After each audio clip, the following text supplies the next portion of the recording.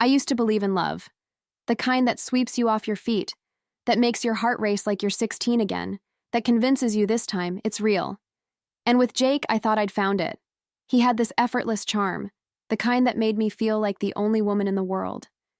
Candlelit dinners, whispered promises, long nights wrapped in his arms, talking about dreams and places we'd go. Nearly a year together, and I was sure. This was it. This was him. But love has a funny way of making you blind. I ignored the red flags at first.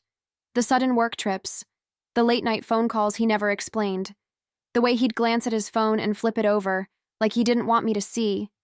Maybe I didn't want to see. Because why question something perfect? Then one night I did see. I wasn't even trying. His phone lit up while he was in the shower. A simple message. One I wasn't meant to read. Dinner at 7, don't be late. Love, your wife. I felt my stomach drop. My hands went cold. My mind raced, trying to make sense of it. Your wife? I swallowed hard, staring at the screen like the words might rearrange themselves into something innocent. But they didn't. And in that moment, something inside me shifted. I wasn't heartbroken. I wasn't even angry. I was intrigued. You lied to me, Jake? Let's see how far this game can go. I didn't say a word that night. When Jake came out of the shower, all smiles and easy charm, I kissed him like nothing had changed.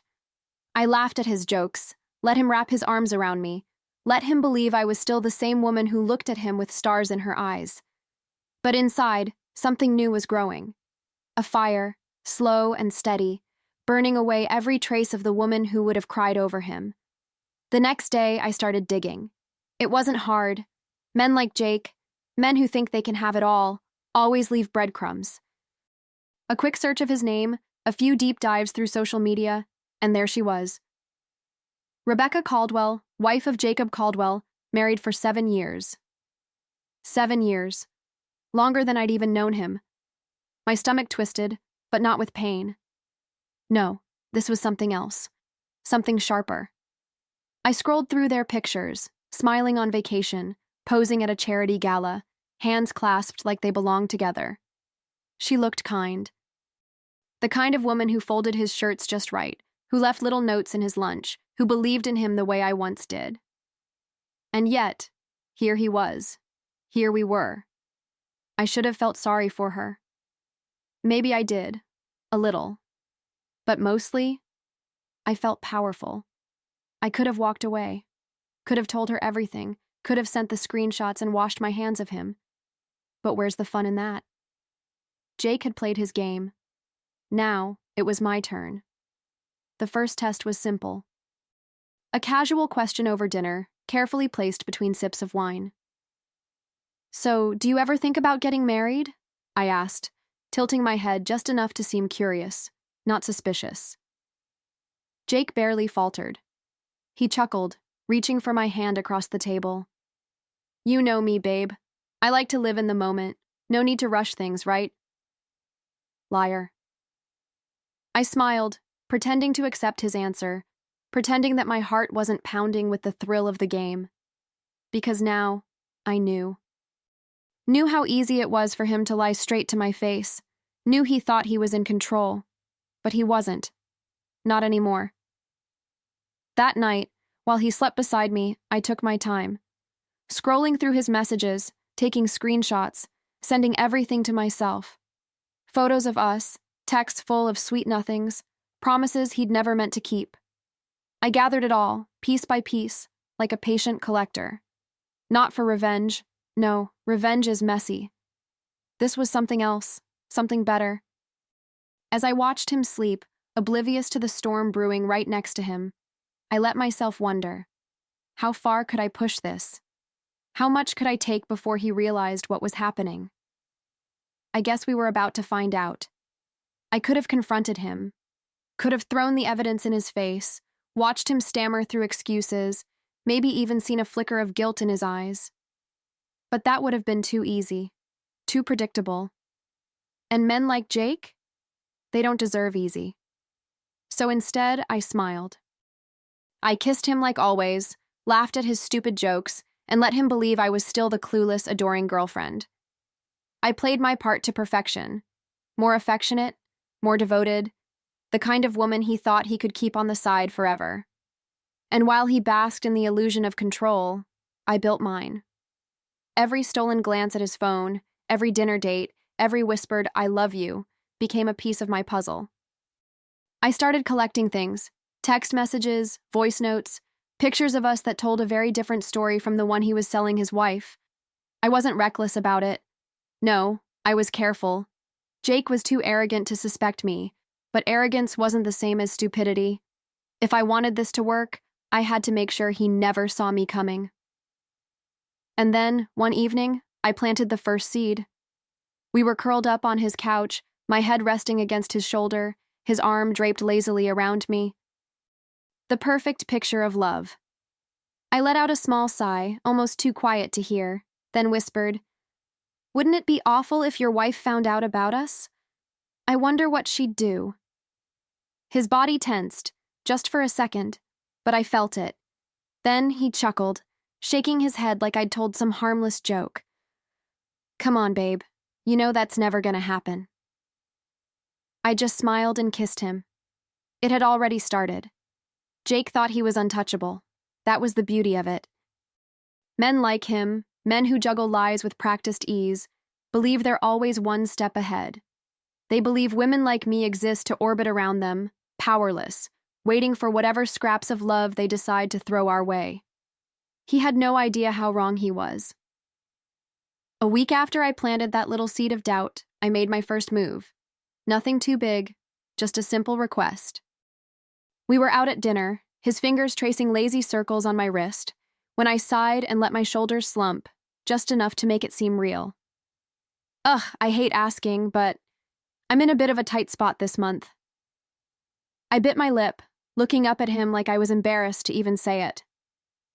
"Would you be able to help me out?" Jake barely hesitated. He leaned in, all warmth and reassurance, the perfect boyfriend. "Of course, baby. Just tell me what you need." It was almost funny how easily he fell into it. A quick bank transfer, a soft kiss to my temple, and just like that, I had my first payment. Not out of guilt, not out of love, but out of fear. Because no matter how much he tried to hide it, I saw it in his eyes, that flicker of panic, that moment of hesitation before he hit send. He was starting to realize something was off, and that was exactly what I wanted. The thing about fear is that it lingers. It settles deep, gnaws at the edges of certainty, turns even the most confident men into something fragile. And Jake? He was starting to crack. I kept my demands light, almost harmless, small things at first. A new dress, a spa day, a little extra cash for emergencies, always wrapped in honeyed words, always punctuated with a sweet kiss, a reassuring smile. And every time, he paid. Eagerly, desperately. But I could see the weight of it pressing down on him. The way his jaw clenched when his phone buzzed. The way his fingers hesitated before unlocking his banking app. He wasn't worried about me. He was worried about her. About what would happen if this perfect little life he'd built came crashing down. One night, as we lay in bed, I turned to him, resting my head on his chest. His heartbeat was steady, but his breathing? Shallow. I let the silence stretch just long enough before whispering, "I feel so lucky to have you. I mean, I know you could have anyone. You must get tempted sometimes." His body stiffened. "You're the only one, baby," he said too quickly, too smoothly. I smiled, tracing slow circles on his skin. "I'd never want to do anything to make things hard for you. You know that, right?" He swallowed. "Of course." "Good," I murmured, pressing a kiss to his shoulder. "Because keeping secrets? That can get very expensive." He exhaled a shaky laugh, but I felt it. The shift, the realization.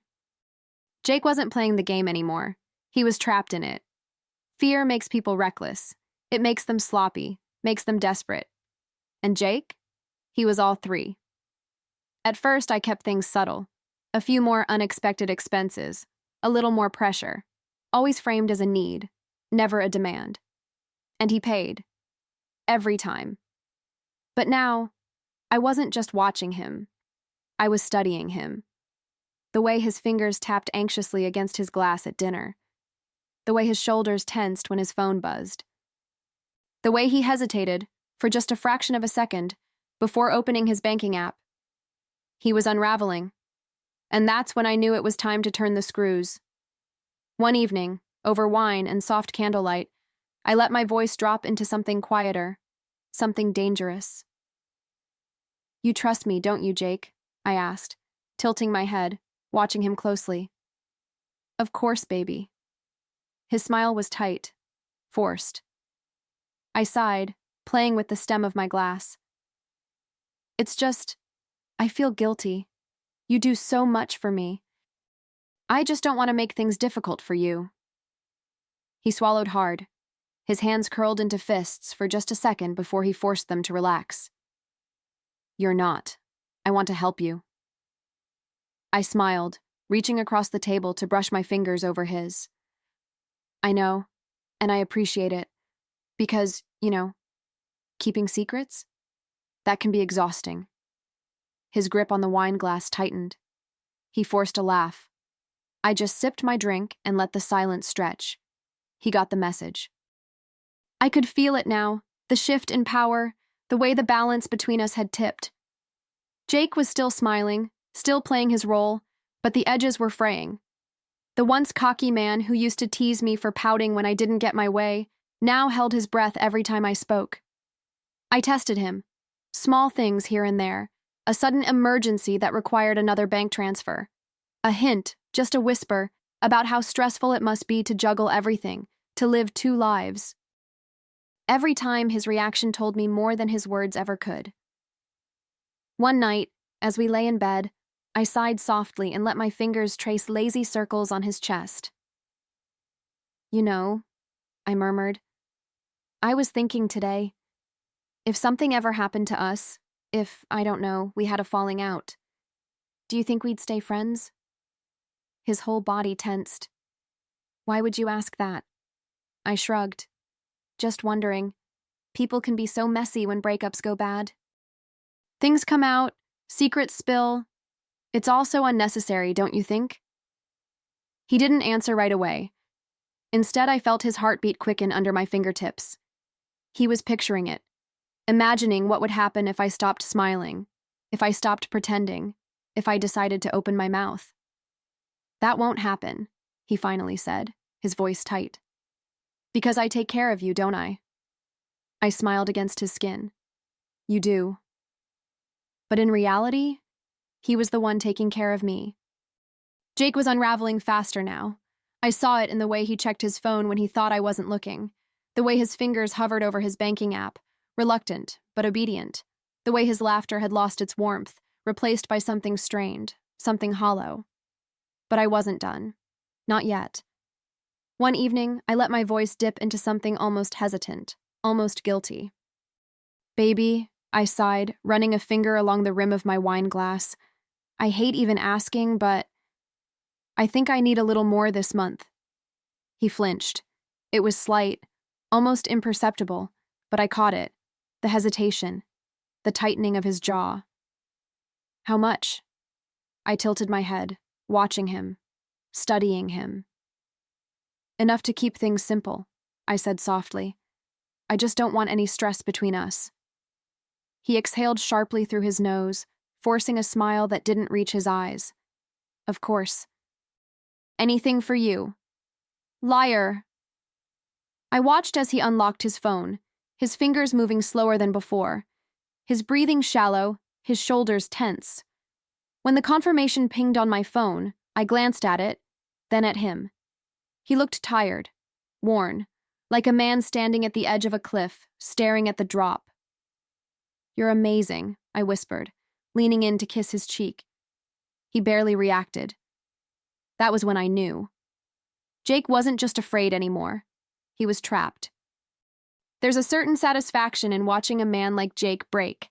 It doesn't happen all at once. It's slow, layer by layer. First, the easy confidence starts to crack. Then, the charm fades, replaced by something tight, something desperate. And finally, the panic sets in, the real kind. The kind that grips the throat and won't let go. Jake was there now. He barely smiled anymore. He wasn't sleeping well. He was always distracted, always checking his phone, flinching at every notification. And me? I played the perfect role, soft, sweet, understanding. He was drowning, and I let him believe I was the only thing keeping him afloat. Then one evening, I made my final move. "Baby," I murmured, resting a hand on his knee. "I hate to even ask, but I need one last thing from you." His breath hitched. "Last?" I nodded, giving him my best reassuring smile. "Just one final thing. After this, everything will be fine. No more stress, no more worries." He wanted to believe me. Needed to believe me. And that's why, after a long, shaky exhale, he nodded. "Okay, how much?" I named my price. A number that made his eyes widen, his Adam's apple bob in his throat. He hesitated, but only for a second, because he knew what would happen if he didn't. And so, with trembling fingers, he did what he had always done. He paid. And just like that, the game was over. The moment the transfer went through, I felt it. Finality. The weight of the game settling into place, the last piece of the puzzle clicking in. I watched him stare at his phone, his knuckles white against the glass, his breath slow and uneven. "It's done," he murmured, almost to himself. I smiled, brushing a hand over his arm. "See? Nothing to worry about now." He didn't look at me, didn't say anything. I stood, stretching lazily, like this was any other night. But inside, I was electric. The thrill of it, the control, the power, rushed through me like fire in my veins. I walked over to my purse, casually slipping my phone inside. Then, with one last glance at him, at the man who thought he could play me and win, I said, "I'm gonna head home. I'll text you later, okay?" He nodded, slow and distracted. He still hadn't looked up. Perfect. I stepped out into the night, inhaling deep, letting the cool air settle in my lungs. I didn't need to rush. There would be no scene, no confrontation, no fireworks, just silence. Because by the time he realized what had really happened, I'd already be gone. I took my time walking home. No need to hurry. No need to look over my shoulder. Jake was too tangled in his own web to notice that I'd quietly slipped away. He thought I was just a phone call away, a reassuring text waiting in his inbox. But as soon as I stepped inside my apartment, I did what I had been planning for weeks. I blocked his number. Every account, every email, every trace of him, erased in seconds. I watched the screen for a moment, almost expecting some last-minute hesitation, some small flicker of guilt. But there was nothing. No regret, no second thoughts. Just relief. I poured myself a drink, sinking into the couch as the weight of it all settled in. I thought about Jake, about what he must be feeling right now. Maybe he was still sitting there, staring at his phone, waiting for a message that would never come.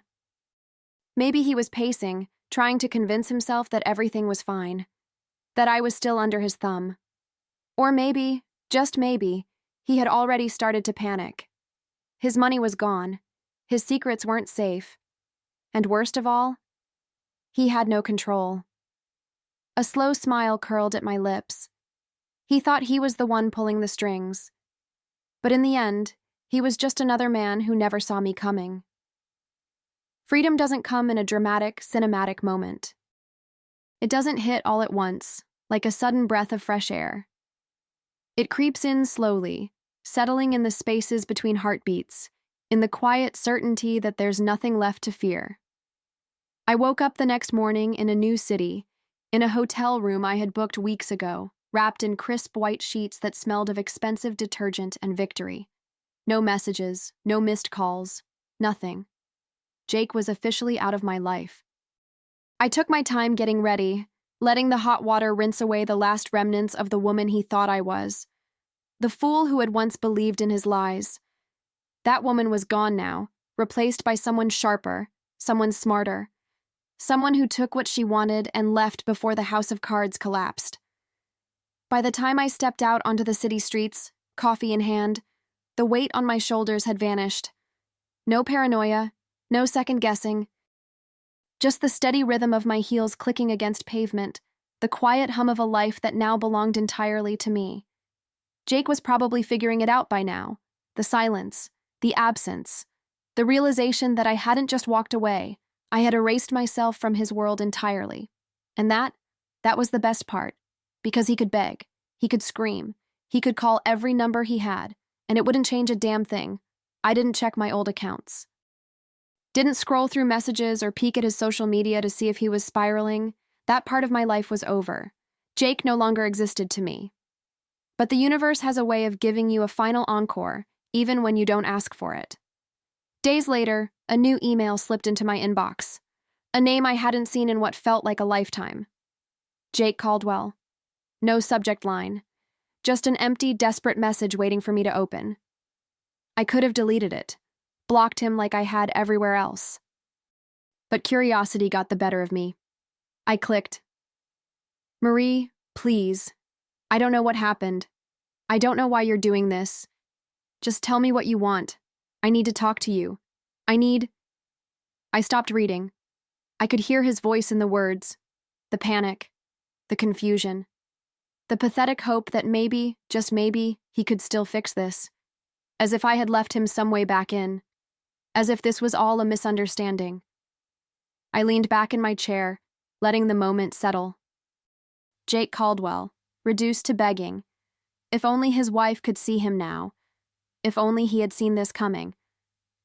I typed my reply slowly, savoring every keystroke. I stared at the blinking cursor, my fingers hovering over the keys. There were 100 things I could say. I could be cruel. I could be kind.